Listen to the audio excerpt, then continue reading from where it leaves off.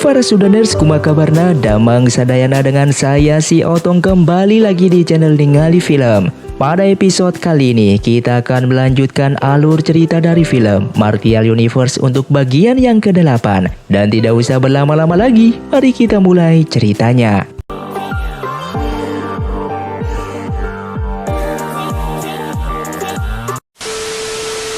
Cerita pun dilanjutkan di sebuah tempat ruangan Wan Jin. Saat itu Ying Huan membawakan sebuah kantong yang berisikan beberapa buku jimat harta milik Wan Jin. Ying Huan memaksa Lindong untuk membaca dan mempelajari buku jimat tersebut, sehingga Lindong bisa memanfaatkan itu agar bisa mencari informasi rahasia dari sekte boneka Yin. Dengan rayuan Ying Huan, Lindong pun pada akhirnya mau untuk membacanya.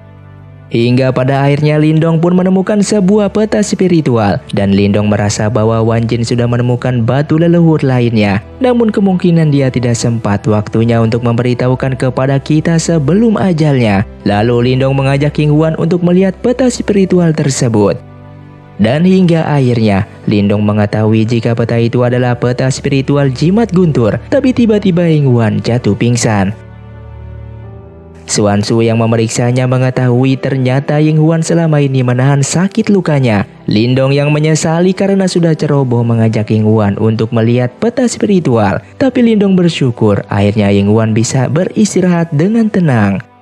Keesokan harinya, terlihat Diao yang sedang lari di tengah hutan ternyata sedang membawa peta spiritual itu. Sedangkan King Zhu yang sudah berada di istana Taikang sedang bersedih setelah dari gerbang Yuan. King Zhu merasa jika menjadi utusan jimat tidaklah mudah dan tidak menyenangkan. Ibunya yang baru saja datang langsung menasihati King Zhu agar tetap kuat dalam menjalani tugasnya. Lalu menanyakan kepadanya tentang bagaimana sikap Lindong di mata King Zhu. King Zhu pun menjawab tidak bisa menggambarkannya dengan satu atau dua kata. Di dalam gua bawah tanah, King Tan akhirnya sadar dari kematiannya. Kemudian Lang Tian bermaksud untuk mengembalikan King Tan kepada Lindong, tapi King Tan menolaknya. Saat ini King Tan ingin bersama dengan Lang Tian dan tidak sanggup untuk meninggalkannya sendirian. Lalu King Tan pun menjelaskan akan membantunya untuk berlatih agar lebih kuat lagi dan tidak diremehkan oleh kakak seniornya. Sementara Ying Huan akhirnya sudah terbangun dari sakitnya. Lalu datanglah Lin Yan membawakan makanan untuk Lindong yang terus belajar. Lin Yan pun menanyakan tentang wanita yang akan dipilih oleh Lindong, Ying Huan atau King Zhu. Lindong pun menjawab jika Ying Huan masih belum bangun dari tidurnya, maka dia akan menikahinya. Padahal Lindong hanya bermaksud untuk mengerjainya dikarenakan mengetahui Ying Huan telah berpura-pura tidur. Mendengar hal itu, Ying Huan pun langsung bangun dan bermaksud untuk menanyakan tentang perkataan Lindong sebelumnya. Namun Lindong menjawabnya kalau dia tidak mengatakan hal apapun tentang dirinya. Ying Huan yang merasa kesal akan perkataan Lindong membuat dirinya pergi dari sana. Lindong kemudian mencari Ying Huan yang berada di tengah hutan. Lin Yan yang polos sadar kalau saat ini Lindong hatinya sedang bingung untuk memilih wanita yang akan dinikahinya, seperti kata Diao. Mendengar kata Diao, Lindong jadi penasaran kemana perginya Diao saat ini karena tak kunjung menemukan Ying Huan. Lindong pada akhirnya pergi untuk mencari Diao. Di istana Taikang, terlihat King Zhu yang sedang menjelaskan kepada Ketua Shen tentang Iblisi. Namun Ketua Shen melarangnya untuk ke sekte gerbang Yuan sendirian jika dirinya tidak memiliki bukti tentang Iblisi yang berada di sekte gerbang Yuan.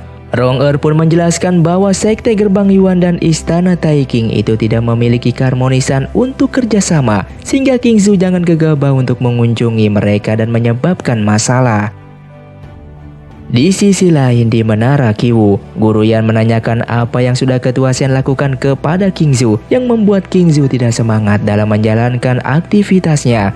Lalu Guru Yan meminta agar King Zhu bersabar dan menunggu kebenaran tentang Iblisi yang berada di sekte gerbang Yuan.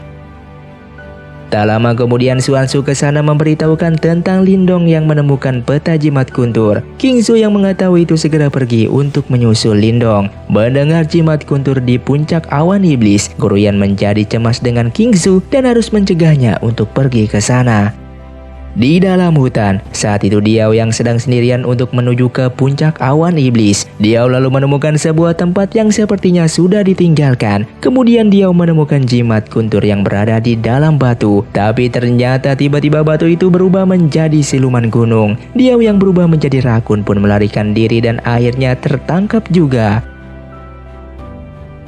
Ternyata saat ini siluman gunung yang sedang mempersiapkan kayu bakar dan panci besar untuk memasak Diao. Diao yang mengetahui hal itu membuat beralasan bahwa dirinya adalah teman dari ketua serikat jimat yang bernama Lindong. Dan sebentar lagi mereka pasti akan datang ke sini untuk menolongnya. Sementara di tempat lain, Lindong dan Yinghuan pada akhirnya sampai di sebuah danau guntur. Dan melihat itu Lindong merasa ada jimat guntur di dalam sana. Yinghuan pun lalu menunjukkan di mana ada sebuah desa yang tak jauh dari mereka. Sedangkan Qingzu yang baru sampai di sana lalu meminum air yang ada di dalam danau, namun dirinya terkena sengatan listrik.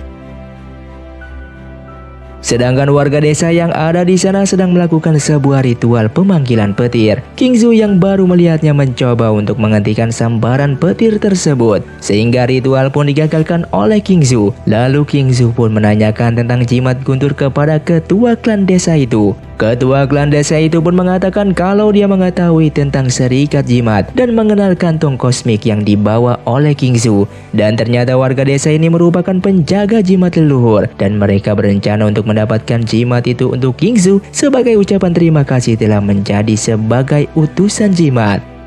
Kemudian Qingzu masuk ke sebuah aula yang berantakan dan kotor. Lalu ketua klan itu memberikan Qingzu air dan menanyakan tentang pemilik kantong kosmik itu adalah Qingzi. Dan ketika mengetahui Qingzu merupakan anak dari Qingzi, ketua klan itu pun langsung menyerang Qingzu hingga pingsan. Sedangkan di tempat lain, Lin Yan pada akhirnya datang menemukan Diao yang bersama siluman gunung. Siluman gunung itu pun berbohong seolah dirinya telah menyelamatkan Diao yang sekarat. Ketika siluman gunung itu pergi dari sana, Diao terbangun dan merasa jika siluman gunung itu adalah iblisi yang sedang menyamar. Dan ketika mereka pergi, ternyata siluman gunung itu sudah menunggu mereka di luar. Sementara Lindong dan Yinghuan yang baru saja sampai di desa melihat Qingzu yang akan dijadikan persembahan. Ketika ritual akan dimulai, Lindong datang menyelamatkannya dan menyandra ketua klan. Tapi semua itu percuma karena semua warga di desa itu hanyalah sebuah bentuk spiritual dari warga yang sudah mati. Ketua klan itu menjelaskan alasan kenapa Qingzu harus dikorbankan. Dia menceritakan bagaimana Qingzi yang bekerja sama dengan iblisi telah membantai semua warga yang ada di sini. Saat itu Qingzi memimpin pangeran kelima iblisi ke desa itu untuk mencuri jimat guntur. Kemudian warga desa itu berubah menjadi guntur dan ingin membunuh Qingzu. Lindong yang mencoba untuk menyelamatkannya tidak sanggup menahan serangan petir tersebut. Ketua klan merasa jika Qingzu memiliki jalan yang sama dengan ayahnya. Lalu Lindong pun dengan jimat pelahapnya berhasil menghentikan serangan dari klan guntur tersebut.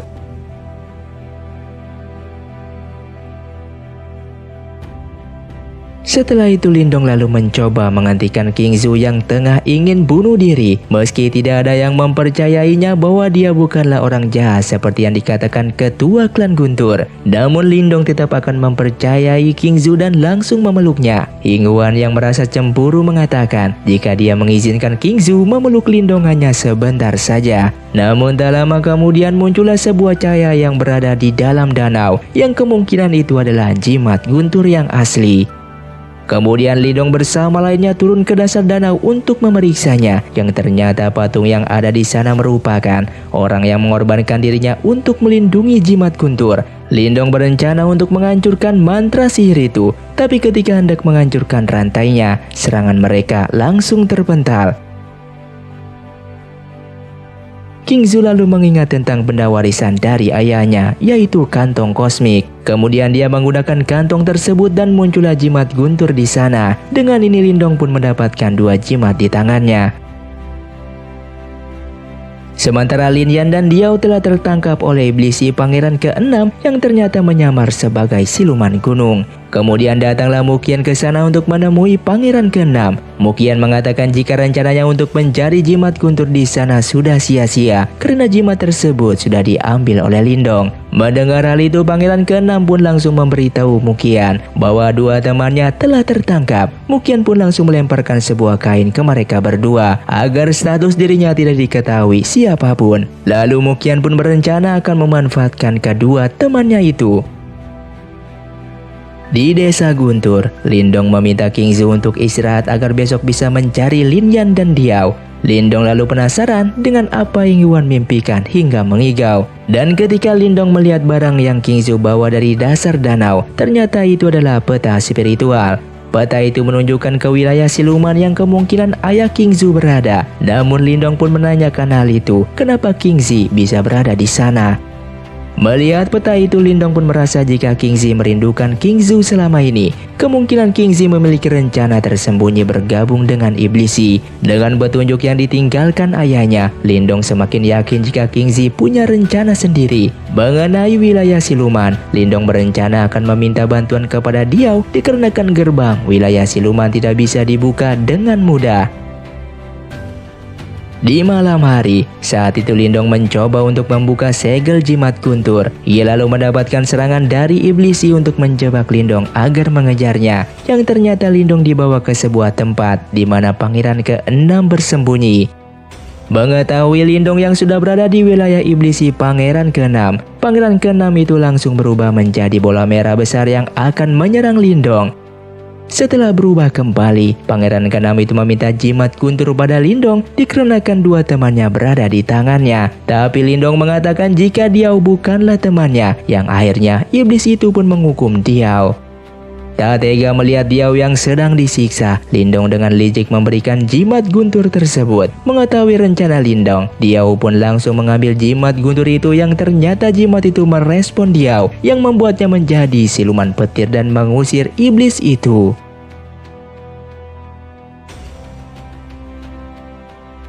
Diao yang sudah tidak sanggup lagi menggunakan petirnya untuk menangkap Iblisi. Lindong menjelaskan kalau pangeran ke-6 itu merupakan bawaan dari Iblisi yang telah mengantarnya ke sini. Ketika Lindong mempertanyakan apa yang Diao lakukan selama ini, Diao yang merasa bersalah membawa peta spiritual langsung pergi dari sana. Namun dengan cepatnya Lindong membuat sebuah perangkap untuk mengikat Diao. Lalu dengan pasrahnya, Diao memanggil Lindong sebagai kakaknya dan bersedia melayani Lindong apapun perintahnya. Sedangkan Yingguan dan Qingzu yang mencari Lindong pada akhirnya bertemu juga. Di tengah perbincangan mereka, Diao pun mengatakan kalau mereka sudah melupakan Lin Yan yang entah ada di mana. Di sisi lain, Muqian telah mengajak pangeran ke-6 untuk bertemu dengan Kaisar Iblis. Saat itu Kaisar Iblis memarahi atas kecerobohan mereka dan membiarkan dua jimat leluhur lepas begitu saja. Lalu pangeran ke-6 memberikan informasi soal keberadaan jimat es saat ini kepada Kaisar Iblis. Akan tetapi jimat es ini sangat kuat dan susah didapatkan. Hanya orang tertentulah yang bisa mendapatkannya. Sedangkan di kota Yinyang, Ketua Ying sedang membicarakan Lindong yang statusnya sudah membaik, yang mana Lindong saat itu telah menghancurkan sekte boneka Yin yang membuat prestasinya naik. Saat ini Ketua Ying ingin menjadi Lindong sebagai prajuritnya untuk mengamankan status klan Lin saat ini. Apalagi kini Kaisar menaruh perhatian khusus pada Lindong. Kemudian di Menara Qiwu, Diao menceritakan kepada murid sekte jimat mengenai apa yang telah terjadi Iblisi pangeran ke-6 yang telah pergi karena jurus petirnya. Tapi Lin Yan yang mengetahui kejadiannya membantah cerita Diao. Sedangkan Lindong yang ingin bertanya soal Qingzi, ayah dari Qingzu. Namun Guru Yan sudah tidak tahu apa yang bisa diceritakan. Guru Yan hanya mengatakan kalau Qingzi pernah berlatih di bawah serikat jimat. Di lain tempat terlihat seorang kakek tua dari utusan klan Lin yang sedang berada di Menara Qiwu untuk bertemu dengan Lindong. Tujuan kakek itu ke sana untuk mengajak Lindong bertemu dengan pangeran kekaisaran. Sampai kakek itu pun membujuk Lindong dengan mengatakan bahwa ayahnya di dalam baka pasti akan senang jika anaknya bisa diundang dan bertemu dengan pangeran kekaisaran. Dengan tertawa, Lindong pun menolak dengan perkataan kakek tersebut. Dia pun mengatakan bahwa dulu dia hanyalah dianggap sampah oleh klan Lin, sampai keluarganya pun diusir dari sana. Namun sekarang klan Lin ingin mengambilnya kembali agar bisa membawa kehormatan pada klan. Kemudian kakek itu pun meletakkan lambang klan Lin dan mengatakan akan menunggunya. Saat itu Lindong merasa bingung dengan apa yang harus ia lakukan. Guru Yan pun menasihatinya untuk pergi kembali ke klan Lin dan membersihkan harga dirinya yang sudah buruk di mata klan Lin.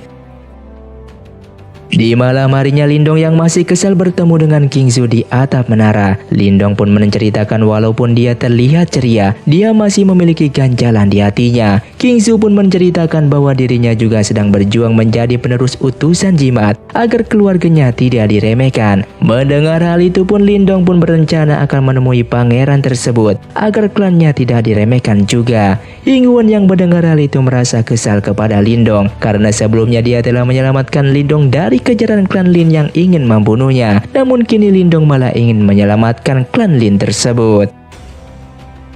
Sementara di dalam gua sekte gerbang Yuan, terlihat King Tan yang sudah sehat kembali kini sedang berlatih dengan Lang Tian. Namun tiba-tiba Ling Zeng datang dan mempergoki mereka. Ling Zeng yang merupakan senior dari Lang Tian dan merasa lebih kuat darinya, yang mana di dalam perkataannya selalu diremehkan Lang Tian dan ingin menguji kekuatannya. Namun dengan kekesalannya, Lang Tian menghajarnya hanya dengan satu pukulan saja yang membuat Ling Zeng terpental kesakitan. Lang Tian mengatakan jangan pernah mengganggu dan meremehkannya lagi jika dirinya tidak mau mati. King Tan yang melihatnya merasa cemas karena Lang Tian tadi seperti ingin membunuhnya. Namun Lang Tian menjelaskan hanya ingin memberikan pelajaran saja agar di lain waktu Ling Zeng tidak mengganggu mereka lagi. Di lain tempat, Lindong, Yinghuan dan Diao berangkat menuju ke kota Wanxiang untuk bertemu dengan pangeran, tapi mereka tak bisa masuk tanpa bantuan dari Kingzu. Lindong lalu berencana untuk memeriksanya terlebih dahulu, sedangkan mereka berdua menunggu di sini.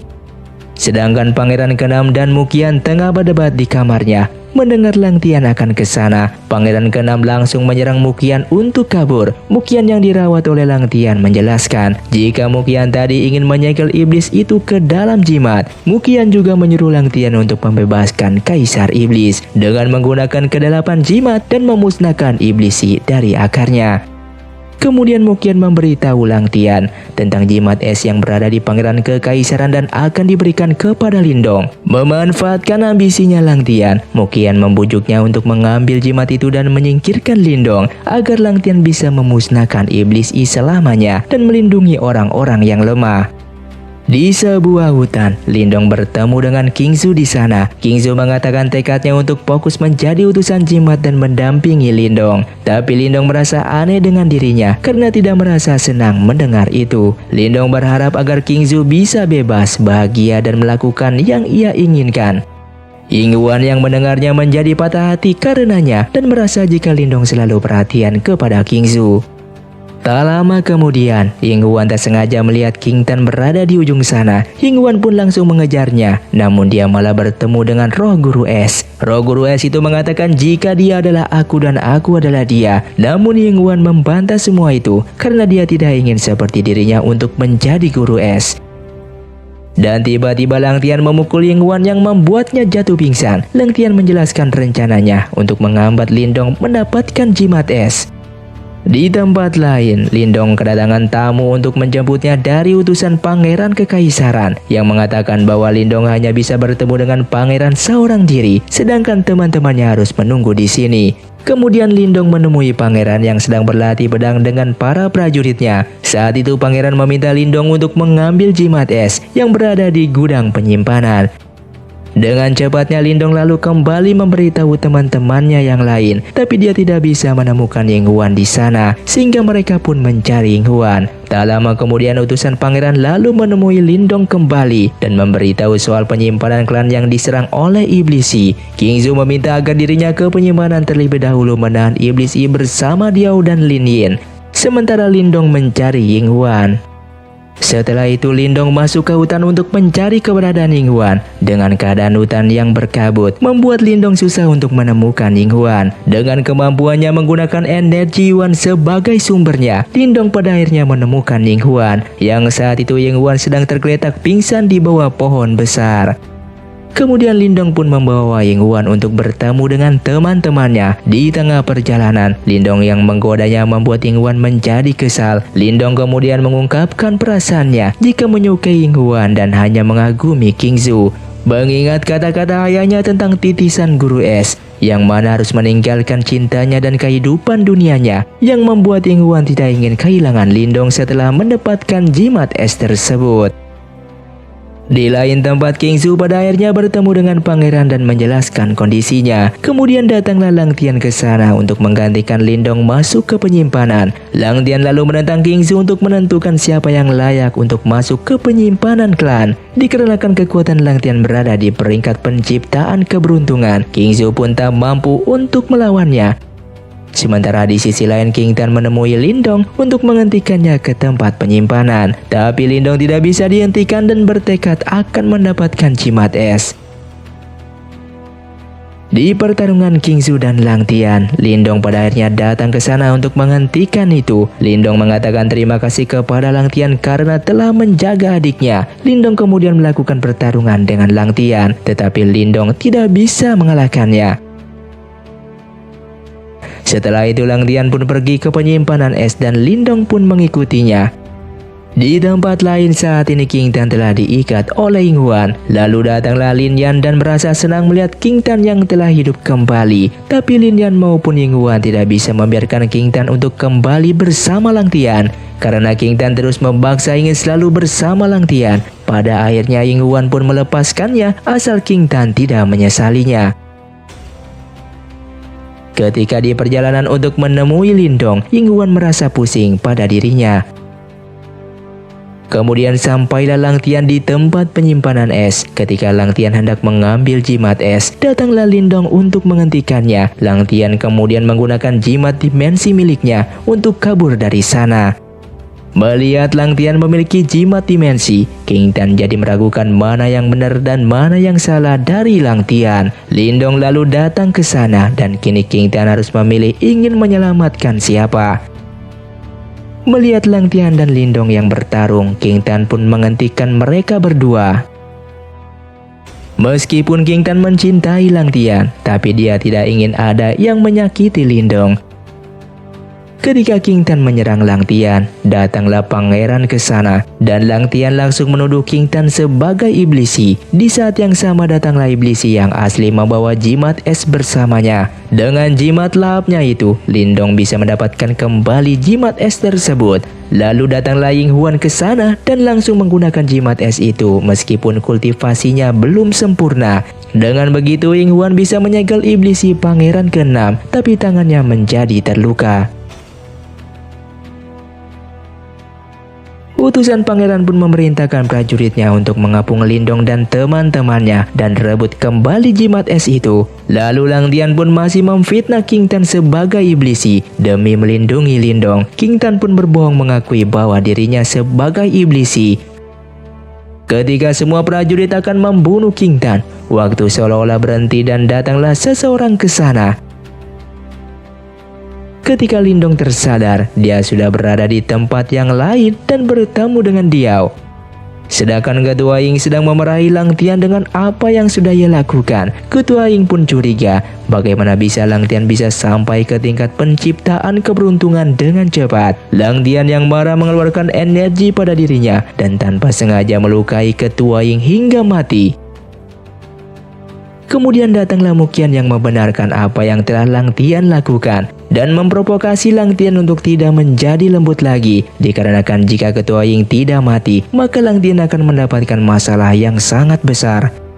Di sisi lain, King Tan akhirnya tersadar dibawa oleh wanita misterius itu. Ternyata wanita itu dari klan kegelapan yang mampu mengendalikan waktu. Wanita itu merupakan seseorang yang telah dihubungi oleh Guru Yan untuk melindungi King Tan.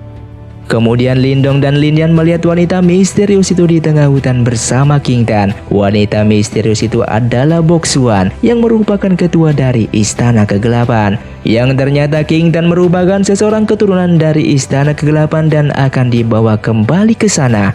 Dan King Tan itu ternyata bukan adik kandung Lindong. Lindong yang dulu menemukan King Tan sendirian di sebuah kota.